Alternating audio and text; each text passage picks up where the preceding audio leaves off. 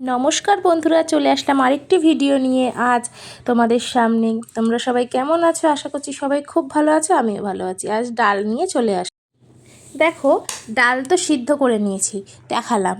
ডালটা ওরকমভাবে সিদ্ধ করে নেবে। আর নিয়েছি কুমড়ো পাতা। এই কুমড়ো পাতা আর ডাঁটা নেব, নিয়ে কুমড়ো শাক দিয়ে আজকে করব মুসুরির ডাল। আর দেখো, ডাঁটাগুলোও কেটে নিয়েছি, সব আলাদা আলাদা করে কেটে নিয়েছি।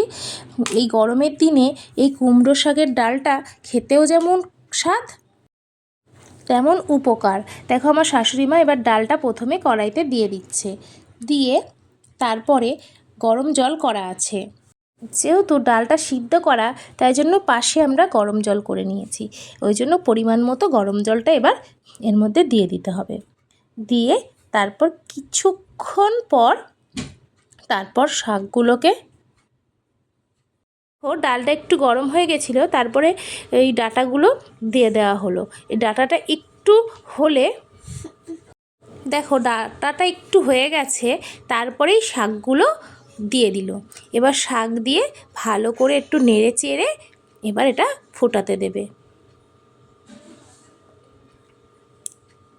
দেখো, এই ডালটা একটু ফুটতে শুরু করেছে, তার মধ্যেই দিয়ে দেওয়া হলো লবণ, আর দিয়ে দেওয়া হবে পরিমাণ মতো হলুদ। এরপর একটু হলুদ দেওয়ার পর নেড়ে চেড়ে ভালো করে এবার ফুটতে দেওয়া হবে শাকটাকে, যতক্ষণ না শাক আর ডাঁটা সিদ্ধ হচ্ছে আর ডালটাও একটু কমে আসছে। দেখো, তারপরে আমি একটা গোটা রসুন ছাড়িয়ে ভালো করে ধুয়ে নিয়েছি। দেখো বন্ধুরা, ডালের শাক ডাঁটা সব সিদ্ধ হয়ে গেছে, আর ডালটাও কতটা কমে এসছে। এরপর ডালটা সম্বার দেব। তারপরে ডালটা এখন আপাতত নামিয়ে নিই। দেখো, রসুনও আমি একটু থিতো থিতো করে নিয়েছি, এভাবে তোমরাও থিতো করে নেবে। কড়াইটা ধুয়ে ভালো করে পরিষ্কার করে নিয়েছি। এরপরে তেল দিয়ে দিয়েছি, একটা শুকনো লঙ্কা ভেঙে দিয়েছি। শুকনো লঙ্কাটা বেশ লাল লাল ভাজা হয়ে গেছে। এরপরে রসুন কুচিটা দিয়ে দেওয়া হলো। রসুন কুচিটা দেওয়ার পরে অল্প পরিমাণে একটু মেথি দিয়ে দিল।